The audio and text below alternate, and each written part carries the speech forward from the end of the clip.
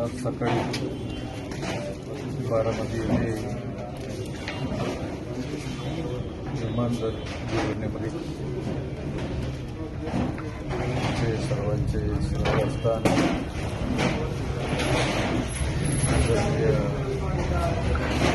राज्याचे मुख्यमंत्री अजित दादा आम्हाला सोडून गेले। ही बातमी कळल्याच्या नंतर त्या ठिकाणी मन पूर्ण झालं।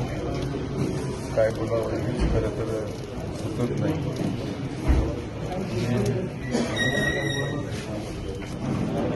आंबेगाव तालुक्यातील